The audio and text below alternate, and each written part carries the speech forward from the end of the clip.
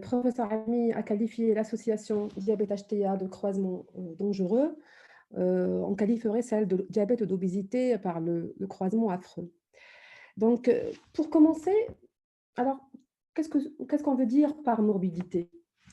La morbidité est définie par l'OMS comme tout écart subjectif ou objectif par rapport à l'état de bien-être physiologique.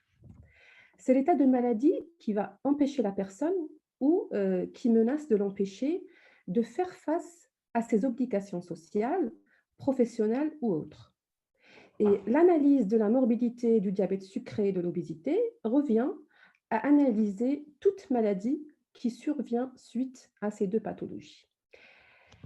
Et pour illustrer cette morbidité, c'est un cas réel qu'on suit, donc Madame Fatema, qui est âgée de 50 ans, qui a une obésité qui date quand même de 15 ans. Depuis l'âge de 35 ans, elle dit que c'était une installation progressive.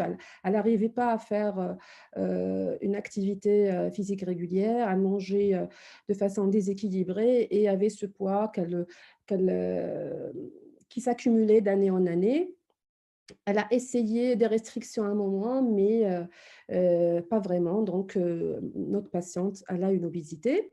Donc, elle est suivie pour un diabète sucré depuis 8 ans, sous association gliptine-metformine, 2 injections par jour. Elle a une hypertension artérielle, sous ramipril 5 milligrammes. Elle a une dyslipidémie sous statine. Madame Fatema est suivie aussi pour une arthrose. Elle prend un traitement symptomatique. Elle dit que cette arthrose, en fait, elle est dans un cercle vicieux. Elle n'arrive pas à marcher pour se dépenser. Elle a mal et bien sûr, c'est le cercle vicieux qui s'installe. Et aussi, depuis 2 ans, elle a un syndrome d'apnée de sommeil. On lui a indiqué un appareillage, mais qu'elle n'a pas fait. L'examen clinique, entre autres, trouve un IMC qui est franchement élevé, de 37 kg par mètre carré. Donc, Madame Fatima, elle est en obésité grade 2. Elle a un tour de taille qui est excessif, une tension artérielle qui est élevée, dépasse les objectifs. En faisant l'index de pression systolique, il est à 1,3, donc il est anormal. Et notre patiente, elle a un score DN4 à 4 dixièmes. Donc, vous voyez, sur le plan pratique, la difficulté que cette patiente a au quotidien pour gérer tout ça, pour gérer cette maladie, pour gérer tous ces malfaiteurs, c'est pas évident. Et Madame Fatima, elle est pas, elle risque encore d'autres complications. On sait que l'obésité, elle touche différents organes, plusieurs organes, le poumon, le foie, les reins, les atteintes articulaires qui sont fréquentes, la peau, le système nerveux central, les troubles anxio-dépressifs qui sont accrus chez ces patients-là, les maladies cardiaques, l'association, comme j'ai dit, de tous ces malfaiteurs qui sont souvent là ensemble, susceptibilité à quelques cancers, phlébite, et aussi un vécu de tout ça, très difficile au quotidien, une mauvaise estime de soi, d'où la difficulté de gérer cette maladie. Donc, sur le plan épidémiologique, en quelques décennies, on est passé d'un monde où la prévalence de l'insuffisance pondérale était importante à un monde où les obèses sont plus nombreux. Donc, et l'obésité et le surpoids prennent aujourd'hui de l'ampleur. Et ce phénomène va vraiment très, très vite. La prévalence en fait, de l'obésité a doublé depuis les années 80 et les augmentations sont très, très importantes dans toutes les régions. Et aussi, l'augmentation de la prévalence du diabète suit celle de l'obésité. Le nombre de personnes souffrant de diabète augmente d'année en année et ce chiffre, comme vous voyez sur la diapositive, a pratiquement quadruplé depuis les années 2000 et ne cesse de croître. Au Maroc, les dernières estimations montre une prévalence de 10,6 avec 2,5 millions de patients diabétiques qui sont diabète de type 2, et aussi une prévalence de l'obésité, comme vous voyez ici sur le graphique, de 20%. Donc, il y a une association vraiment étroite entre ces deux problèmes de santé. Et ici, on utilise le terme diabésity. C'est l'augmentation de la prévalence du diabète en regard de celle de l'obésité.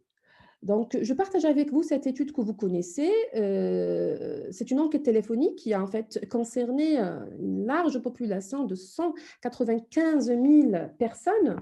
La prévalence du diabète passe de 4% pour des personnes qui ont un poids normal à 25,6 pour des obèses, pour des personnes qui ont une obésité classe 3. Vous voyez vraiment ce lien de causalité entre les deux pathologies. Alors, comment expliquer sur le plan physiopathologique cette association? En fait, il y a ce qu'on appelle la capacité métabolique qui incorpore les traits qui favorisent la capacité d'homéostasie. Et il y a en contrepartie la charge métabolique qui incorpore les traits phénotypiques qui défient l'homéostasie. Donc, les principaux aspects de la capacité métabolique en relation avec le diabète sont la fonction pancréatique et la masse musculaire. Et les composants clés de la charge liée au diabète sont l'adiposité, la charge glycémique alimentaire et le mode de vie sédentaire, et aussi le stress psychosocial. Tout ceci va perturber le contrôle glycémique et va favoriser le stress oxydatif et l'inflammation. Donc, le diabète, le risque de diabète va augmenter directement avec la charge métabolique et va inversement avec la capacité. Alors après, comment à partir de l'obésité, on peut développer un diabète après sur l'altération de cette capacité métabolique? Donc l'obésité est spécialement celle caractérisée par une adiposité abdominale et associée à une augmentation des concentrations des acides gras libres circulants qui exercent un effet négatif sur la sensibilité à l'insuline au niveau de plusieurs tissus, dans le muscle et le foie.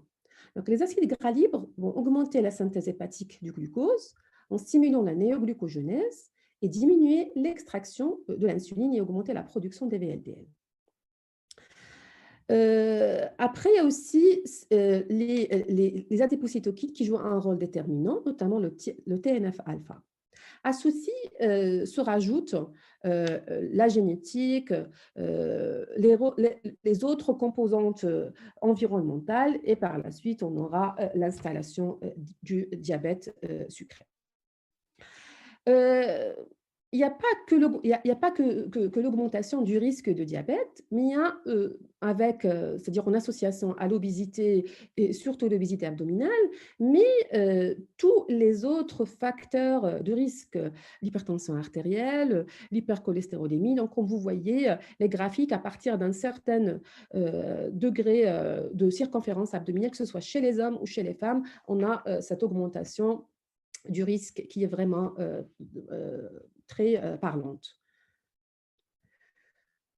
L'association des malfaiteurs, hypertension, diabète, hyperglycémie, dyslipidémie, tabac, va entraîner un stress oxydatif et une altération de la cellule endothéliale, ce qui va causer sur le plan microvasculaire une vasoconstriction, une thrombose, une rupture de la plaque et aussi une athérosclérose. Tout ça à l'origine de toutes les complications qu'on connaît, qu'on qualifie de dégénératives chroniques, que ce soit la microcirculation ou les complications macrovasculaires.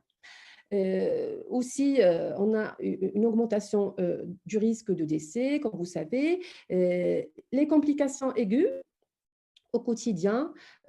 C'est une morbidité importante qui touche nos patients diabétiques. Les hypoglycémies qui sont parfois invalidantes, les décompensations cétosiques, sur le versant hyperosmolarité, les infections, c'est vraiment une comorbidité qui est très, très difficile à gérer chez nos patients. Et on arrive à Madame Fatima, on le voit, c'est une patiente qui a toutes ces comorbidités. Donc, il faut vraiment un suivi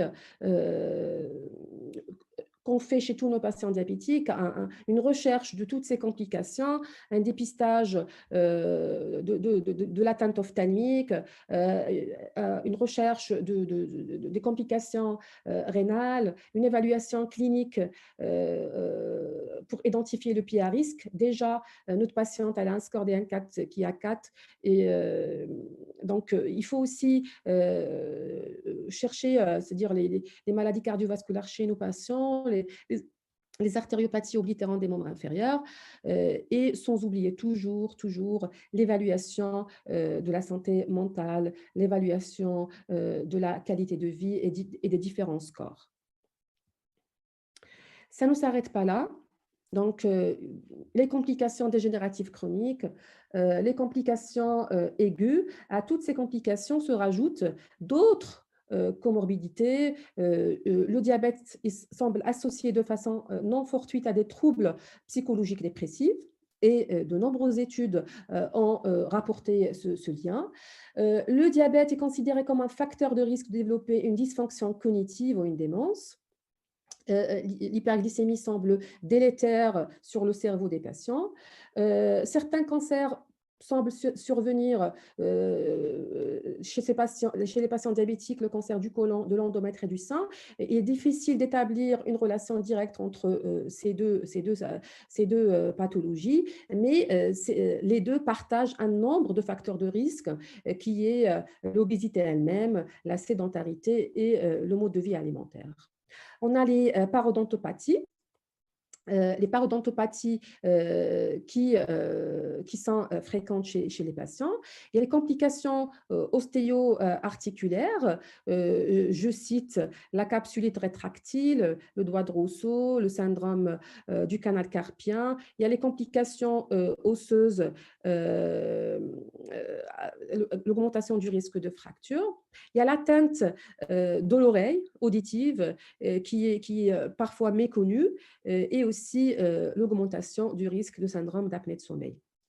Donc, la liste, elle est longue, comme vous voyez. Et ce qui est important aussi, c'est l'impact psychosocial du diabète. Cet impact a été étudié par l'étude DAO, que vous connaissez, qui a intéressé 15 000 personnes diabétiques à travers 17 pays pour étudier les aspects psychosociaux de la prise en charge du diabète. Donc, vous voyez, 45% des patients éprouvent une détresse émotionnelle à cause de la maladie. 37% des membres de la famille sont frustrés parce qu'ils ne savent pas comment aider et pire encore, 19% des patients se sentent discriminés à cause de la maladie. Donc, vous voyez l'impact psychosocial de cette pathologie. Aussi, et ça on le sent au quotidien, c'est l'altération de la qualité de vie. Cette étude a intéressé 1700 patients diabétiques de type 2. Elle a essayé d'évaluer l'impact sur la qualité de vie, que ce soit physique ou mental, et surtout l'impact associé aux comorbidités. Et on sait que l'association des comorbidités chez le patient diabétique altère la qualité de vie de façon significative. Retournons à Fatima. Elle a un équilibre métabolique qui n'est pas optimal. Elle a un LDL qui est perturbé. Elle a une rétinopathie diabétique au niveau des deux yeux. Elle a une néphropathie diabétique avec une microalbuminurie positive. Et à l'écho-Doppler, on a une médical cause. Donc, imaginez l'impact de tout ça sur le quotidien chez elle. Et pour agir, il faut agir sur les différentes composantes. Donc, j'ai tiré cette diapositive des recommandations canadiennes pour le mnémotechnique action. Donc, A pour gérer la glycémie, le contrôle glycémique. Bien sûr, cet objectif en matière d'hémoglobine A1C qui est personnalisé, comme on sait. La réduction en matière du cholestérol, l'optimisation de la tension artérielle selon le profil patient, comme l'a précisé le professeur Alemi. L'intervention sur le mode de vie qui est le maître mot, qu'il ne faut pas oublier. On insiste à chaque fois, à chaque consultation. Les ordonnances ou pour les médicaments à protection cardiaque, c'est vrai du tabac, dépister les complications et les traiter, et sans oublier la santé psychologique de nos patients. Donc, action. Madame Fatima est vraiment dans le très haut risque. Elle est diabétique, obèse, hypertendue avec atteinte d'organes cibles. Donc, elle a vraiment des objectifs en matière de traitement lipidique qui sont très restreints. Un LDL moins de 5. Il faut la mettre sous antiagrégant plaquettaire. Et gérer tout ça dans la consultation n'est pas en fait évident. N'est pas évident. Pourquoi? Parce que parfois le médecin il est aussi le malade. Par quoi commencer, comment gérer, comment hiérarchiser les bilans, comment hiérarchiser les suivis. Je commence par quelle comorbidité. Il y a aussi le problème de la gestion de tout ça côté financier aussi. Donc, il y a un impact sur la prise en charge de ce patient quand il y a plusieurs comorbidités qui sont associées. Donc, une prise en charge optimale est une prise en charge précoce, est une prise en charge personnalisée, adaptée au profil patient, une prise en charge des comorbidités qu'il faudra chercher et traiter, et bien sûr une information et une éducation thérapeutique qui se fait et il se refait à chaque fois. Alors tout ça, comme on dit, la santé n'a pas de prix, mais tout ça, il y a un coût à tout ça. Donc, on sait que l'impact économique du diabète s'alourdit et va continuer à s'alourdir. Et on pense que ces dépenses sur le plan mondial vont atteindre 825 milliards de dollars d'ici 2030.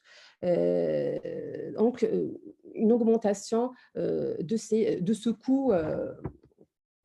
Qu'en est-il au Maroc? En fait, c'est la première étude qui a estimé le coût direct et indirect du diabète. Le coût direct a été calculé en supposant les prix, les prix différents de l'insuline, des médicaments oraux et d'autres dispositifs dont le patient aura besoin au quotidien. Et le coût indirect a été estimé en fonction de la perte de revenus qui est causée par une invalidité due au diabète. Donc, le coût direct, il a été estimé de 0,45 à 1,5 milliard de dollars et la moyenne de coût direct est de 259 à 830 dollars.